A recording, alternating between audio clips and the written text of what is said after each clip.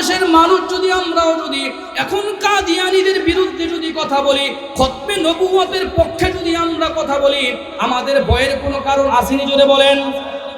তাহলে চিৎকার দিয়ে বলেন নবীর পরে নবী নাই। সবাই বলেন সংসদে আইন চাই, জোরে বলেন নবীর পরে নবী নাই, নবীর পরে নবী নাই।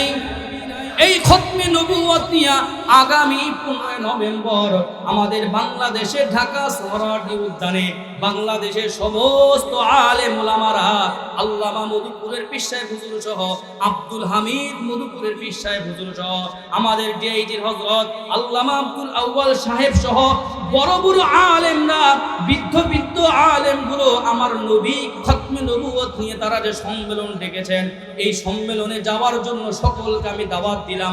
যাবেন তো ইনশাআল্লাহ? আমার নবীর ইজ্জতের জন্য, আমার নবীর এই রিসালাতের বিষয়ে আমরা কাদিয়ানীদেরকে মানি না, ওদেরকে আমরা ছাড়ও দিব না। আমার নবীর বিষয়ে আমাদের কোনো কথাবার্তা চলবে না।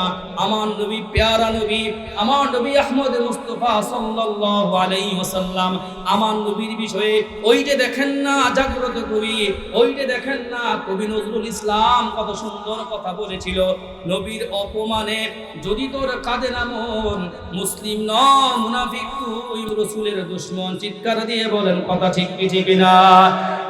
নবীর অপমানে কাঁদে না যদি তোর মন, মুসলিম ন মুনাফিক রাসূলের দুশমন। ও মতলব দশানির যুবক ভাইয়েরা, তুমি তো যুবক টাগরা টুকরা, তোমার শরীরের মধ্যে রক্তে ভরপুর, তোমার স্কুলের মধ্যে হাটে বাটে বাজারে কেউ যদি আমার নবীর বিরুদ্ধে কেউ কথা বলে, নবীর আশেক যারা থাকবে, এরকম আশেকরা নবীর দুশমনদেরকে এক চুল পরিমাণ ছাড় দিবে না। চিৎকার দিয়ে বলেন কথা ঠিক কি ঠিক না? তাহলে আমরা এই খতমে নবুয়তে যে দাওয়াতটা ফাঁকি দিয়ে দিলাম, আমরা সবাই দলবদ্ধভাবে হাজার হাজার মানুষ যে দেখাইয়া দিব আমার নবীর রিসালাতকে আমরা মহব্বত করি, ভালোবাসি, বিশ্বাস করি।